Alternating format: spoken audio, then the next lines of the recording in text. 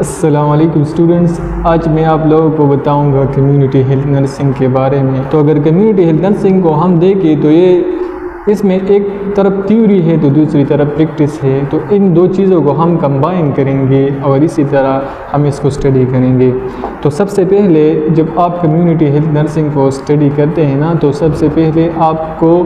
جو کور کنسیپٹس ہے اس کے بارے میں پتہ ہونا چاہیے، لائک پریونشن، ڈیزیز پریونشن ہو گیا، اور ڈیزیز کو ہم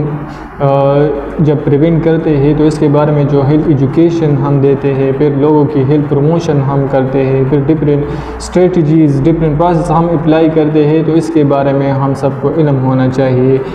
تو سب سے پہلے جو ہمارا نرسنگ ہے جس کا کور کنسیپٹ جو ہے وہ پروسیس ہے، جس کے جو اسسمنٹ ہے، ہم پہلے اسسمنٹ کرتے ہیں،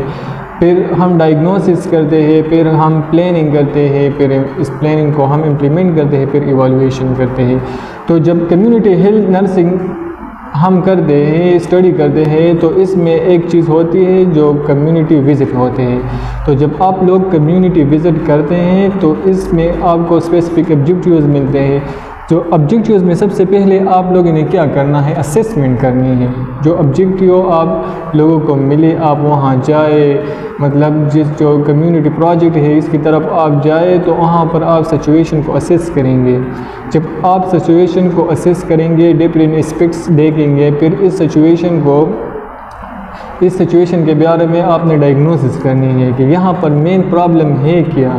اور ہمارا فوکس کیا ہے۔ جب ہم پلاننگ کریں گے نا، تو اس پلاننگ میں ہمارا فوکس کیا ہوگا، ہمارا اسٹڈی پاپولیشن کیا ہوگا، ہمارا ٹارگیٹڈ لوگ کون ہوں گے۔ تو اس کے بارے میں ہم جب پراپر ڈائگنوسس کریں گے تو پھر اس ڈائگنوس کے بیس پر ہم پلاننگ کریں گے۔ تو جب پلاننگ ہم کرتے ہیں تو اس میں ہم شارٹ ٹرم گولز بھی رکھتے ہیں اور لانگ ٹرم گولز بھی رکھتے ہیں۔ تو پلاننگ جب ہم کریں گے تو اس پلاننگ کو ہم ایک کولیبریٹو طور پر اپنائیں گے، جس میں ہم نرسز جو ہے اس کو بھی شامل کریں گے، جو فزیشنز ہے، جو سوشل ورکر ہے، جو ڈفرینٹ اسٹیک ہولڈرز ہے، ان سب کو ملا کر ہم ایک پراپر پلان بنائیں گے، پلان آف کیئر بنائیں گے۔ پھر اس پلان کو ہم امپلیمنٹ کریں گے۔ امپلیمنٹ کرنے میں ہم اس چیز کا خیال رکھیں گے کہ جو پلان ہم نے بنایا ہے وہ ایزی ٹو ڈو ہو، مطلب وہ کمیونٹی کے لوگ ایزی لے اس چیز کو اور وہ پراپر طریقے سے اس کو اپنائے اور اس کو بظاہر اس چیز سے فائدہ نظر آئے، کیونکہ جب ان کو یہ لگے گا کہ یہ چیز ان کی انٹرسٹ کی ہے اور ان کے فائدے کی ہے تو وہ آٹومیٹیکلی خوشی سے اس چیز کو امپلیمنٹ کریں گے۔ تو جب امپلیمنٹ کریں گے سب چیزوں کو تو پھر ہم ایوالویشن کریں گے کہ آیا ہم نے اپنی شارٹ ٹرم گولز اور لانگ ٹرم گولز اچیو کیے یا نہیں کیے۔ اگر اچیو کیے تو دیٹس گڈ، اگر اچیو نہیں کیے تو پھر ہم اس میں دیکھیں گے کہ ہماری شارٹ کمنگز کیا تھی، ہم نے کہاں پر غلطی کی ہے۔ تو پھر ایک پراپر لٹریچر ٹائپ کی چیز ہم بنائیں گے، تو